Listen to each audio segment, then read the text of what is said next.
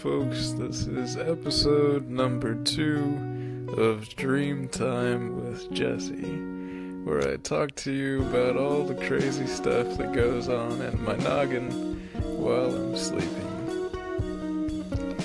Now, today's episode is kind of personal, so don't tell anybody about it, or I'll have to find you and muck a wheel you right in the head. Just kidding. Maybe. Anyway, here goes the background for this story.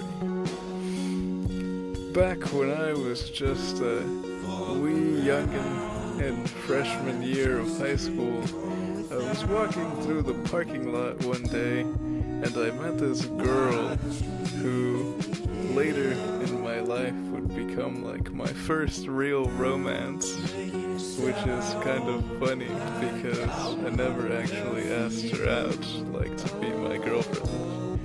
I always get in these situations where I'm kind of sort of dating a girl.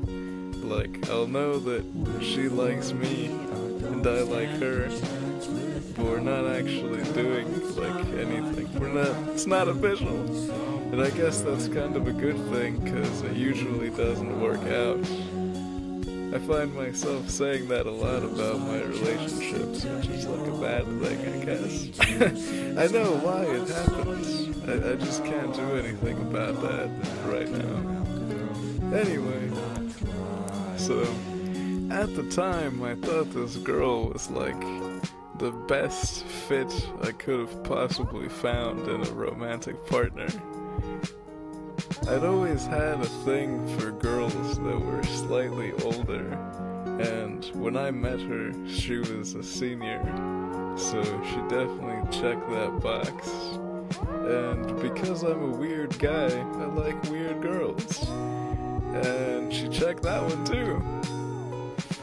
And I hate to say it, but I like a lot of different kinds of ladies, but I do have kind of a type that I prefer, and it's like brown girls with dark hair, very Indita looking girls, you know, Indian-y kind of girls, Native American kind of girls.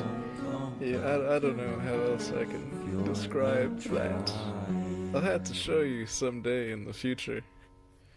But, anyway. So, she had that going for her, too. And, yeah. I thought she was, like, the greatest shit ever. And that was real good up until it wasn't. And that lasted, like, maybe a year before it all fell to shit, you know. It's kind of hard to maintain these relationships when, you know, people that young are always growing and changing. And it's even harder when you're on opposite sides of the life spectrum. You know, she wanted to go to college and, like, do what normal people do.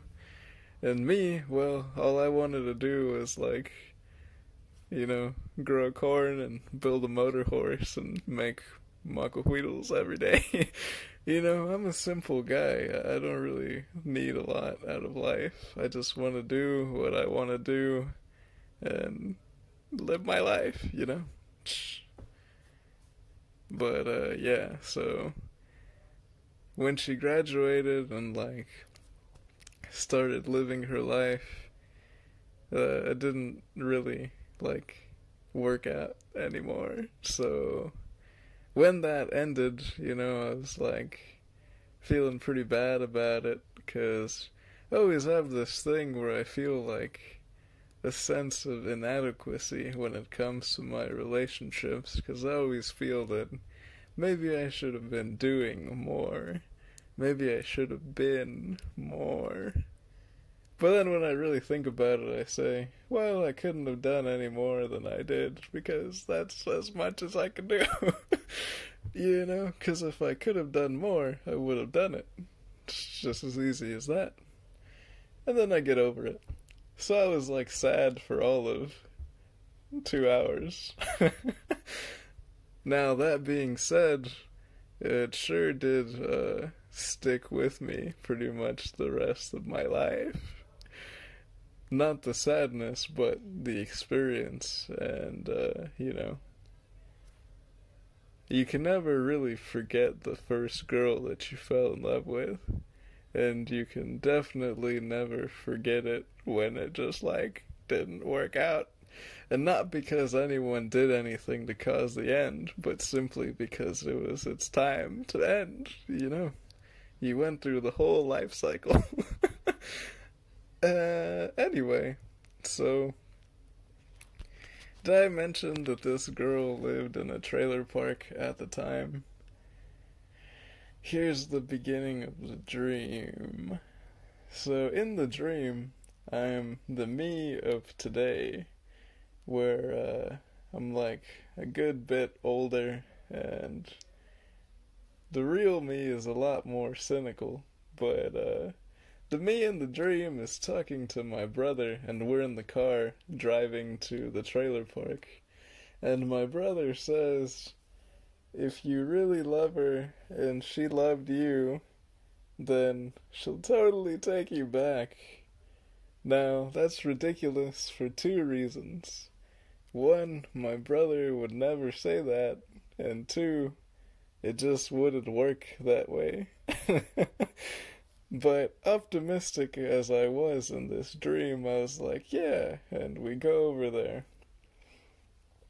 Now, if this were a movie, somebody fast forward 2 or 3 scenes, and now me and my brother, for whatever reason, are walking at night in the trailer park, and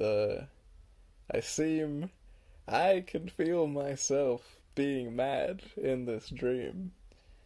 And we're walking and walking, and then these 2 wombats come out of nowhere and start talking a lot of shit. So I guess I was just not in the mood to deal with them. So I pull out my knife and I start stabbing the hell out of this guy. And the other guy that was with him, I guess he didn't expect that to happen the way it did. But because my brother is such a good brother, he goes and starts to beat the crap out of that guy while I'm stabbing my guy. And I get this guy on the floor, and I want to stomp his head in because I'm just that pissed. Now, here's where the dream gets mildly comical and perhaps even a little bit like a bad horror film. Or should I say a low-budget horror film? Because not every bad horror film is low budget. But anyway, so I'm stomping his head, and it's not caving in like I want it to.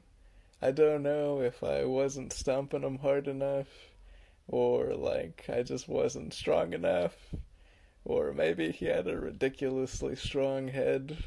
But by then, my brother is already made short work of the other guy, and he comes over and he starts to stomp on his head.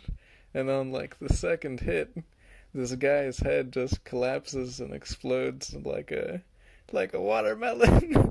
Like dropping a watermelon off a building onto a concrete floor. Or perhaps what's another thing that explodes like that? Perhaps like a piñata. And his brains just spill out onto the floor. And I say, está la película, it's like in a movie. And that's the end of the dream. Now, I hope you're not worried about my mental health, because, so far all of my dreams are mildly violent. I can assure you, I'm totally fine. I'm like an ox. Anything that happens to me, I just muscle right through it. Literally, so few things in life can actually get a rise out of me. It's not even funny. Sometimes I feel like perhaps my life is too boring because I can just work right through problems. I'm like, yeah, it's my problem is not even a problem because I'll have solved it by like the end of the week. No big deal, you know? So yeah, on that positive note, this is your host, Mako Wheedleman, Jesse Ariano. Y'all take care of yourselves now. Until next time.